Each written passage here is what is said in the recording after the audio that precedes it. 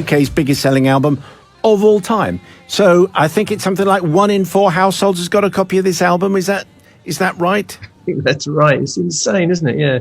I never realized it would get to this kind of height. Yeah, amazing. Yeah, the biggest of all time. So great. We're thrilled. We really are. It's great to be current. Just to feel that you're part of life is a great feeling. So re-released in new formats to mark the 50th anniversary year, 40 years since its original release. I mean, the stats are just mind-boggling. I mean, I mentioned that 1 in 4 households has a copy.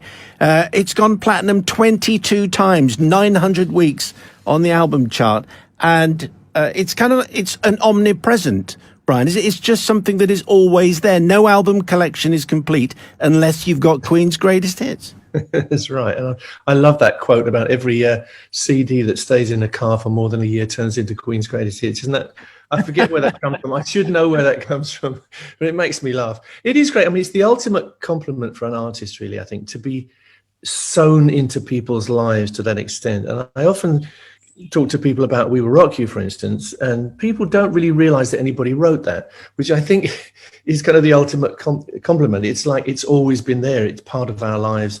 So it feels great. And we all feel the same. I know Roger feels exactly the same. We have that privilege of actually being triggers in people's lives, which will always be the case. As long as this generation, all these generations are around, that will be the case. So I feel very proud of what we managed to do. I wonder with We Will Rock You, whether it's people can't imagine that rhythm track, that percussion track, that feels as though it's always been with us, and it's quite likely if you're watching a football match that the crowd are just going to start doing exactly that rhythm track, isn't it? I mean, that's the amazing timeless nature of it. That's right. Yeah, it was the simplest thing I could think of at the time that a crowd could do together, and it was born of our live shows where people were all crammed in and wanted to participate. And I thought, what can they do? They can stamp, they can clap, and they can sing a simple kind of mantra. That We Will Rock You is something simple for people to sing. It's also something inspiring, I think, because it's something that brings people together.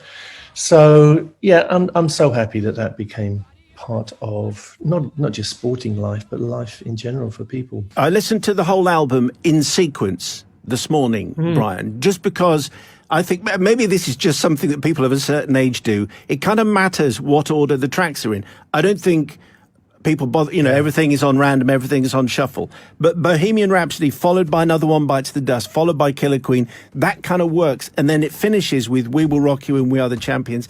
And it's there for a reason. And I feel as though people should listen to albums back. I know this is going to make me sound very old, but it's there for a reason. It's arranged like that for a purpose. You're absolutely right. Yeah. And that's kind of got washed away these days, isn't it, with shuffle and whatever. Yeah. Every album we ever made, including the hits albums, we thought, people are going to be putting this on their turntables, as it was at the time, and they will be listening to it in sequence. And we want to give them a journey. The tracks have to work in sequence.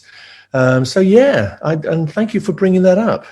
I hope people will play it all the way through. It's great. Before we talk about Back to the Light, I just want to play. I'm going to play Now I'm Here from the. I mean, to be honest, we could play anything from Greatest Hits. The reason why I want to play this is I've never heard anything like this before. This is astonishing. Do you remember? What do you remember of Now I'm Here when you were making this? There's a big story to Now I'm Here. Really, it reflects that first tour that we did of the States with Mott the Hoople. We'd already toured England with Mott the Hoople, who were a big band at the time, and then went out to America with them. And it was an incredible tornado of experiences. I've never experienced anything like that in my life, And we were just boys. We came to it from nothing. I went straight from home to rock and roll life all around the States.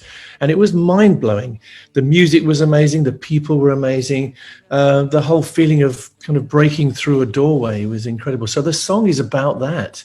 And it was inspired partly by my musical heritage, if you like. You can hear The Who in there. You can probably hear, Jimi Hendrix. You can probably hear Buddy Holly. But also you can probably hear Mott the Hoople, because I watched them every night and I watched the magic that they created on stage and learned a lot. They were utterly dedicated rock and roll creatures at the time. And boy, it was something to see. So it's kind of dedicated to Mott the Hoople, this track. I think Freddie would have been 65, Brian. I was doing the calculation. Is that right? I think that's Today, right. No, not today. I'm just trying to imagine what Freddie would have been like singing at 65. well, I think he would still have been pretty great. Yes. Yeah, he took care of himself. He was such a physically highly what's the word? He exercised. He took care of himself. It's such a tragedy that disease took hold of him and destroyed his body.